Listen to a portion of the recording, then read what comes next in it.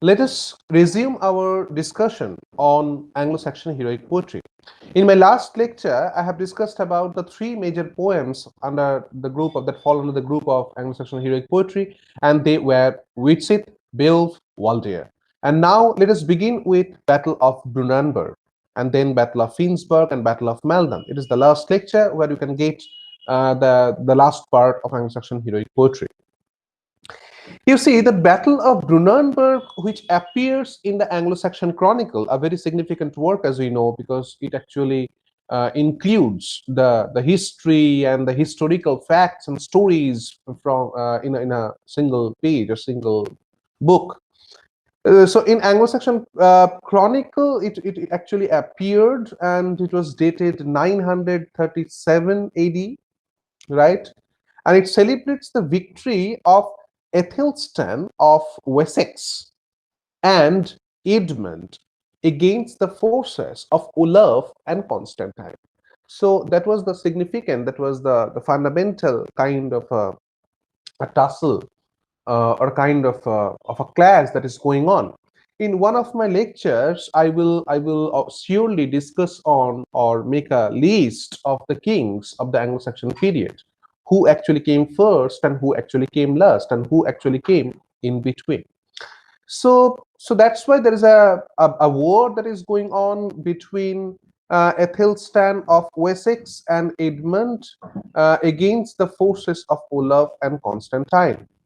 The poem shows strong patriotic sentiment, with the victory being regarded as one of the whole nation, with the heroes appearing more as champions of their nations. The Battle of Brunanburh, founded in four manuscripts of the Anglo-Saxon Chronicle, it deals with the battle fought in 1937, as I see, and I can tell at Brunanburh between the English at one point and Aethelstan at the other.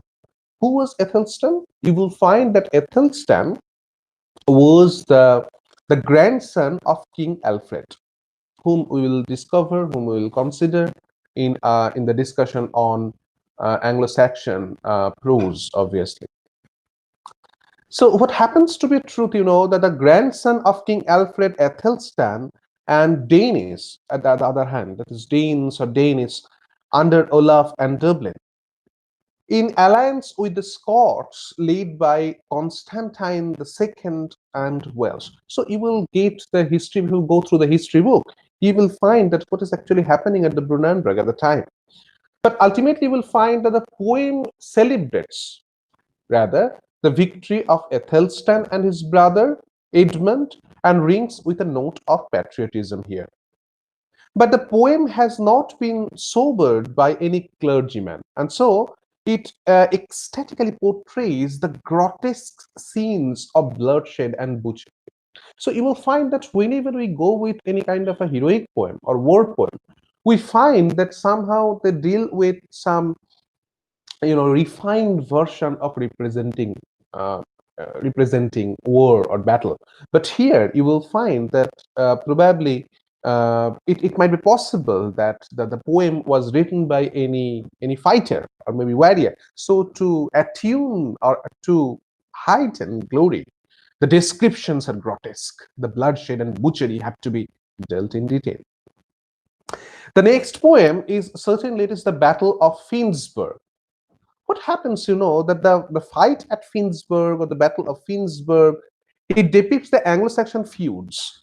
Feuds mean conflict, Feuds. And the plight of women married to the enemies to assuage hostility, as they have to lose kinsmen on both sides when war broke out again. This is Battle of Finnsburg is a 48 lines poem. It's a kind of a fragment. It deals with the part of trajectory of Finn at one side and Heidelberg at the other.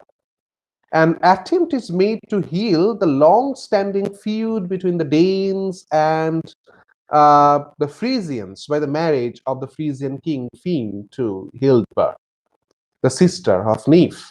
Okay, Hnaef, the king of the Habdans. Apparently, after a period of peace, the feud resumes and results in death of Hildburgh's son, brother, and husband. So that is the story of Battle of Finsburg. It actually deals with the clash and then a kind of a truce that is taken place. And then what happens at the end? Again, the clash begins, feud begins. So it's a kind continuing form of what is happening there. The last poem in this particular group is the Battle of Maldon. The Battle of Maldon appears in the Anglo-Saxon Chronicle again, and it is significant. It is very important. It under the date of 991 AD, and it deals in the order, epic manner, and battle between the English and the Danes again, because it is a kind of a continuous form of tussle that is going on between the English and the Danes. It culminates in conquest of the country by Nut, C-N-U-T, in 1012. Both the above-mentioned poems have epic narratives supplemented, the poems that I have described here, supplemented with the Homeric grandeur, obviously. The Battle of Maldon is a story of defeat, but also that of the glory, and as the defeat is the outcome of the magnanimity of Brithnot, who allows his enemies, the invading Danes, to cross the river safely out of generosity before the fight begins.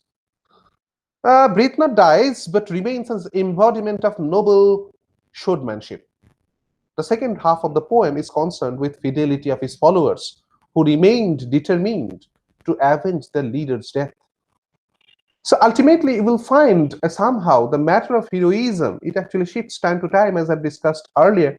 And you will find that in these poems that are listed under the group of heroic poetry, you will find the different patterns of heroism have been focused.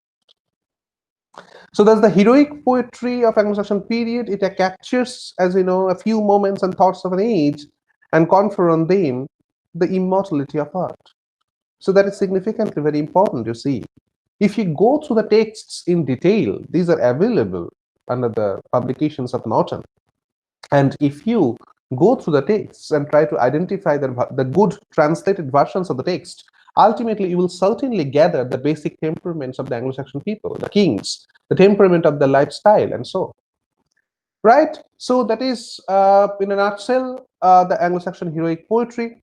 In the last two lectures and this one, that means in the 3 consecutive lectures, I have completed Anglo-Saxon heroic poetry.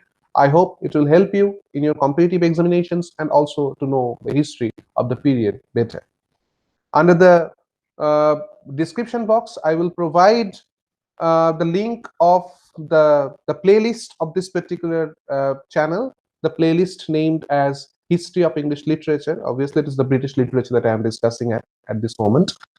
If you go through them, then you will get the basic, the storyline, obviously, and at the same time, the lists of lectures that have been made on the history of English literature. So subscribe this channel and stay attached. And I hope this will help you in your academic career in future. So today up to this, thank you.